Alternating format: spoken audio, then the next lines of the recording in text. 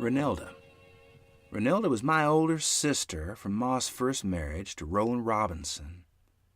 They were both teenagers. After their divorce, he moved to California, married again, and later was killed in a car accident. Mother moved to Whitso, Utah, with her family. When I was old enough to realize she wasn't living with us, I'd asked where she was. "Well," Mother sighed softly and replied, "Ronelda was about 2 years old when you were born. Your father wasn't very nice to her. He'd pick on her all the time." "Like he does me sometimes?" I asked, not quite understanding why she didn't live with us.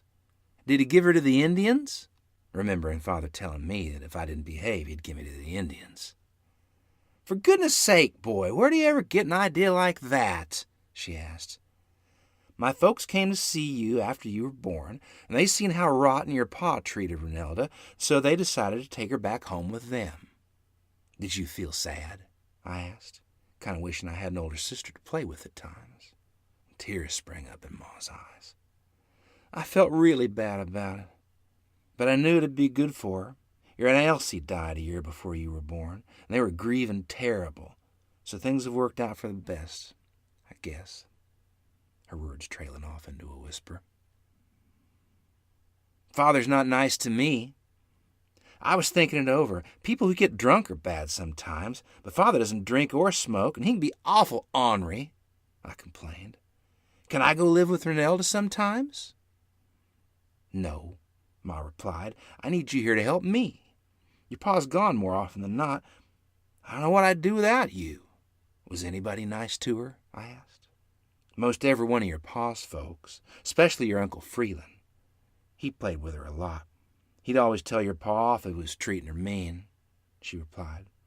"Like he does me," I said, and I scurried off along to do my chores, all the time wondering if I'd be better off with Ma's folks.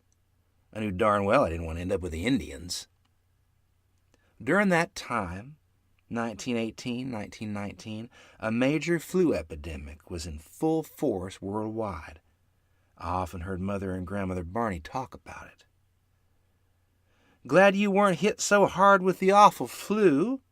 Seems like half the town was down with it," Grandmother said. "Probably because Afton keeps me and the kids living like Indians on the homestead," Mother replied. "Gets awful lonesome out here. They asked our church not to go to our meetings. That flu's said to be statewide," Grandmother continued. "The church members in Salt Lake were even asked not to go to President Joseph F. Smith's funeral." "Stay away from our prophet's funeral?" Mother exclaimed. "Oh, it must have been really spreading." "It's hard to believe. They were losing a lot of babies and soldiers," Grandmother said. "Afton said there's a lady in Escalante area that never got it. Not her or her family. He says it's because of the onions they were constantly eating," Mother said. "Well, you can sure still smell onions a block from her place," Grandmother said, breaking into a chuckle. "She's a good lady. She took in a lot of town folks and nursed them back to health."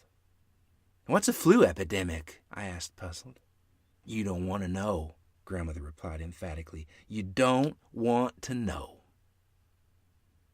But I did find out later what an epidemic was, and Grandmother was right to say I didn't want to know, because it was devastating. Footnote: the 1918 influenza epidemic is the most severe pandemic in modern history. Nobody knows where it began, but it was first identified in the United States in military personnel in the spring of 1918.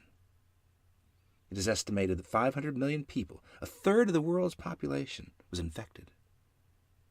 At least 50 million people died worldwide, including 675,000 in the United States.